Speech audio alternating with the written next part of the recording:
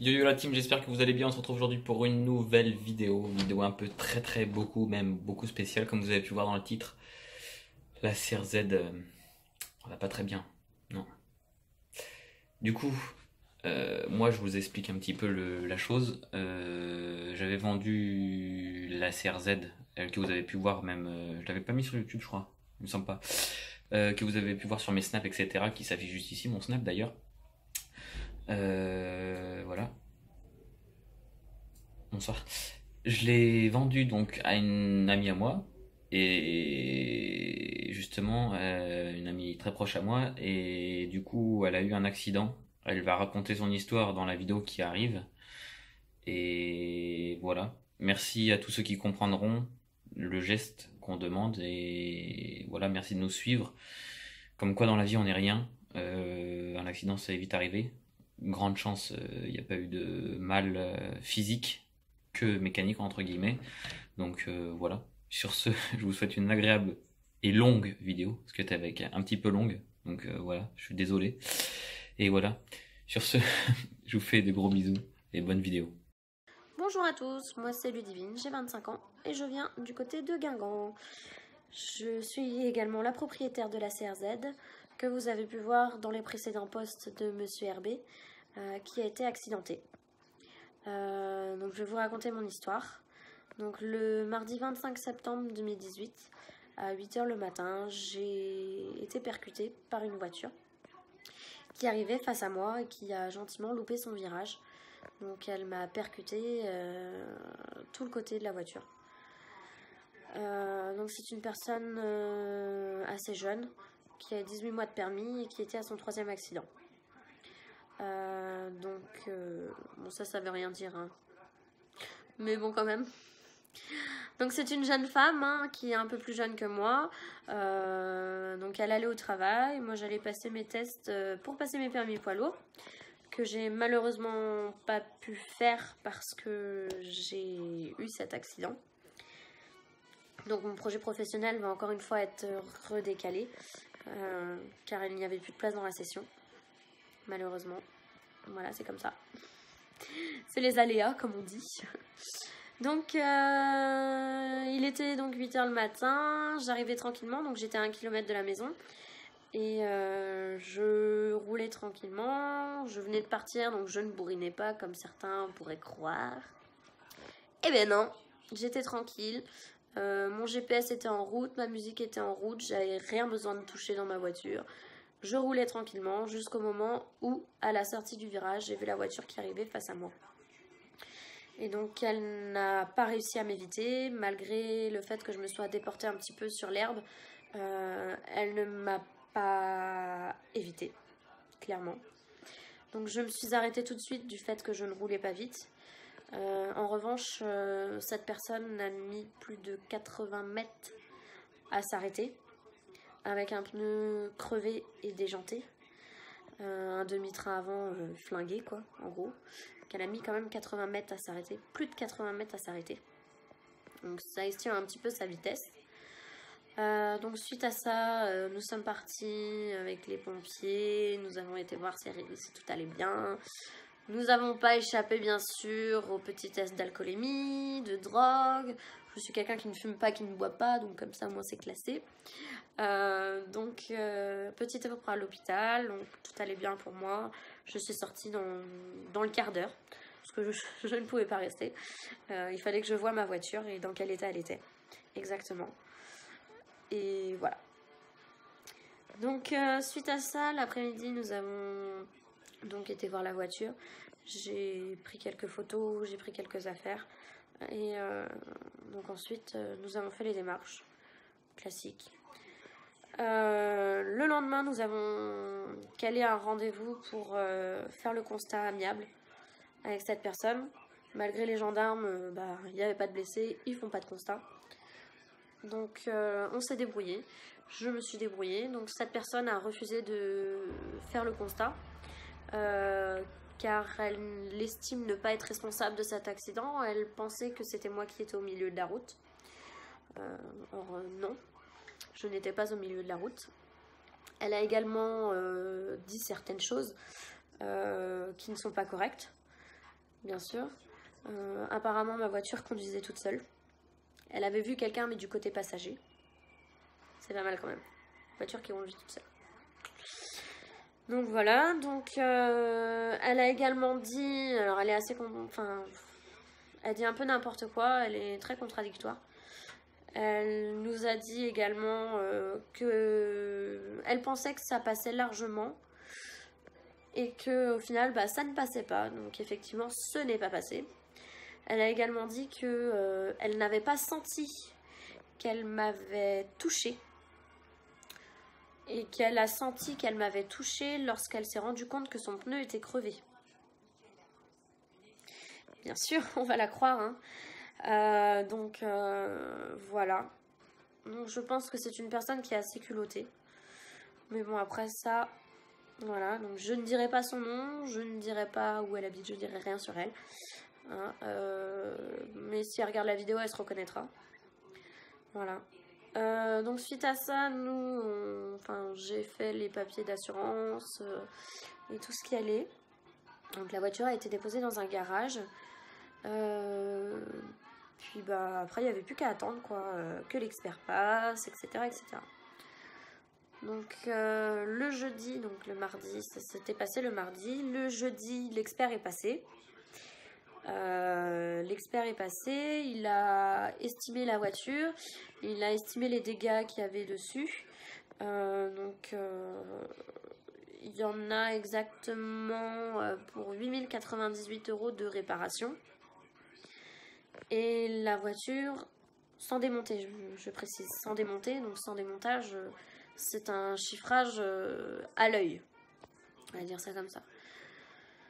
Suite à ça, donc l'expert a estimé la valeur de ma voiture. Donc, la valeur de la voiture est de 7200 €. Je dis les chiffres, hein, je n'ai pas honte, on sait tous ce que ça vaut une voiture. Et puis je m'en fiche de ce que les gens pensent. Voilà. Donc la voiture a été estimée, j'ai réfléchi un petit peu à si je la gardais, je la faisais réparer, ou si je la laissais partir à la casse, voilà. Donc on a discuté un petit peu avec tous les copains, avec la famille, avec un peu tout le monde quoi. Et il y a tous mes potes et toute ma famille m'a gentiment dit que serait Lulu, donc moi, sans la CRZ. Et ben aujourd'hui je serais pas grand chose. Bien sûr, donc j'ai décidé de la faire réparer. Décision prise, fallait trouver le garage qui acceptait de la réparer. Parce que du fait que la CRZ soit une voiture hybride, tous les garages ne sont pas habilités à réparer les hybrides. Il faut trouver donc le garage agréé et qui répare les hybrides. Donc j'en ai trouvé un, très sympathique, très gentil, la personne qui s'occupe de la carrosserie, parce qu'il n'y a que de la carrosserie au niveau de ma voiture, est très gentil. Donc je suis allée au garage pour de base tourner cette petite vidéo. Donc je n'ai pas pu la faire en présence de la voiture suite à ce petit événement que je vais vous raconter. Petit événement. Ouais, on va dire ça comme ça. Je me suis présentée le jeudi d'après, donc une semaine après, pour tourner la vidéo et pour informer donc le garage où elle était où elle était de base, que la voiture allait être transférée sur un autre garage. Donc je suis arrivée au bureau, la secrétaire m'a gentiment dit que ma voiture n'était plus là, qu'un épaviste était venu la chercher. Donc suite à ça, j'ai pris mon téléphone, j'ai appelé l'épaviste que j'avais trouvé dans mes papiers. Voilà. Donc pour qui, pour que, pourquoi. Voilà. Donc l'épaviste n'avait pas d'autorisation signée de ma part. Il n'avait pas de carte grise, il n'avait pas de bon de transfert, il n'avait strictement rien. Donc il s'est permis de venir chercher la voiture au garage très très tôt le matin. En plus, donc comme ça personne ne pouvait la voir partir. Ni vu ni connu. Voilà, donc j'ai su dans mes papiers où est-ce qu'elle était, donc je me suis permis d'appeler. Cette personne a été très désagréable au téléphone. Je dirais pas le nom de l'entreprise, parce que ça n'en vaut pas la peine. Même si je voudrais faire de la mauvaise pub, ça serait me rabaisser à leur niveau. Donc cet épaviste est venu chercher la voiture. Et voilà. Suite à ça, donc après avoir trouvé donc le garage, donc j'avais trouvé avant que je sache où allait la voiture, où était la voiture. Donc on a demandé le transfert de la voiture dans ce garage. Donc la voiture a été retransférée. Et donc entre-temps, j'ai su que la voiture était partie avec l'épaviste pour destruction. Donc je n'avais pas encore pris de décision, moi, sur savoir ce que j'allais faire. Hein. Mais l'épaviste, c'était permis. Voilà. Donc elle est arrivée au garage hier. Donc hier, on était mercredi 10 octobre. Donc on a été la voir avec mon copain, on a été tout de suite la voir s'il y avait rien de dégradé, s'il y avait rien de méchant dessus. Donc on a été voir ça. Donc on est arrivé, pas trop de dégâts apparents en dehors du pare-brise où de la bombe de peinture avait fait son apparition. Donc il y a une notée en haut en rouge, peinture rouge hein, bien sûr, transfert. Et donc de la peinture verte fluo en grand sur le pare-brise. À l'occasion, j'essaierai de vous prendre une photo pour vous montrer. Donc il y avait marqué AD, ce qui signifie à détruire. Voilà. Donc voilà. Donc à savoir quand même que la voiture a été très mal menée avec l'épaviste. Donc il y a tellement de choses. Donc de base, je vous explique de base ce qu'il y avait à faire sur la voiture, donc ce qui a été chiffré par l'expert. Ensuite je vous expliquerai ce qui a été les dégâts occasionnés par l'épaviste. Donc de base en réparation, il y avait l'aile avant gauche, la portière avant gauche, il n'y en a que à l'avant, et l'aile arrière gauche et pare-choc arrière. Voilà les dégâts apparents par l'expert. Voilà. Et bien sûr la petite vitre à l'arrière. Mais voilà. En dehors de ça, il n'y avait pas d'autres dégâts. Donc suite à ça, donc on a été voir la voiture et on s'est rendu compte que le pare-choc avant avait été abîmé. Donc il a été frotté. Il faut savoir que la CRZ est de base très basse. Mais là donc tout l'avant a frotté et proprement, donc il y a du mastic, du ponçage et de la peinture à faire.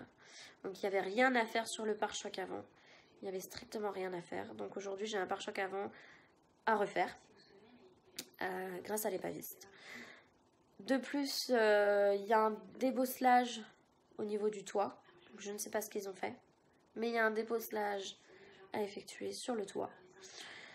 Et il y a également une petite découverte aussi, quand on a regardé un petit peu l'arrière de la voiture, on s'est rendu compte que le faisceau des radars de recul a été coupé entièrement, que ce soit au niveau du pare-choc, parce que le pare-choc était tombé, que ce soit au niveau du pare-choc ou là où passait le faisceau, donc en dessous la voiture, donc il n'y en a plus.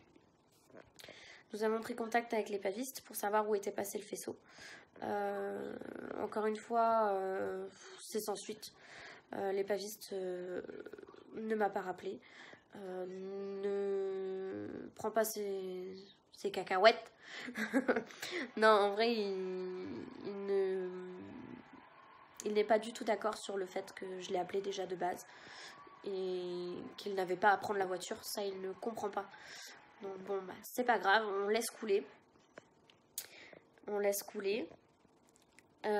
Ensuite,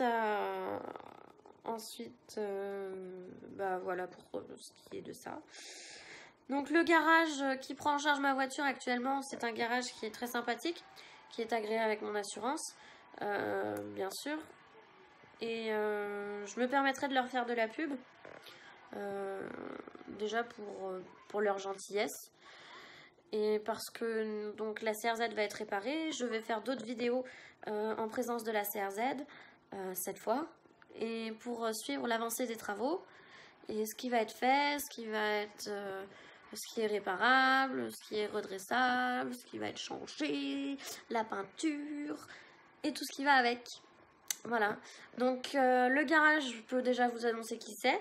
Donc c'est le garage Renault Bodmer à Ploumagoire, avec leur chef carrossier Cédric Oléron, qui est très sympathique, très agréable, très gentil et parfait. Donc on va voir par la suite. Hein. Voilà. Donc ensuite, je tenais à faire un petit remerciement. Parce que là bientôt, la vidéo, oh putain, oh je crains, la vidéo est bientôt terminée, donc je vais faire un élan de remerciement à toute l'équipe de Monsieur RB qui m'a envoyé des petits messages de temps en temps. Merci Twin Twin, merci RB, merci tout le monde. Et bien sûr, un énorme merci à l'équipe Rasso West, à Thierry en plus particulier, qui s'occupe donc de Rasso West, qui s'occupe du RSB également, donc le rassemblement que je fais tous les mois, donc tous les troisièmes vendredis de chaque mois à Saint-Brieuc. Grand merci à lui, c'est trop gentil. Merci pour les petits messages. Merci à tout le monde pour les petits messages de soutien. Pour savoir si je n'avais rien eu, si j'avais pas eu de petits bobos ou autre. Alors non, je n'ai pas de petits bobos, je n'ai pas une égratignure, je n'ai rien du tout. Quelques petites courbatures le lendemain, ce qui est tout à fait normal. Mais sinon, rien. Voilà, rassurez-vous. Un grand merci autrement à toute mon équipe de potes, hein, sans qui j'en serais pas là aujourd'hui. À mon chéri d'amour, donc Ludo, à Alexis, à Tommy, à Clément, à Victor, à Mogo, à Nico, à Margot, ma petite gendarme.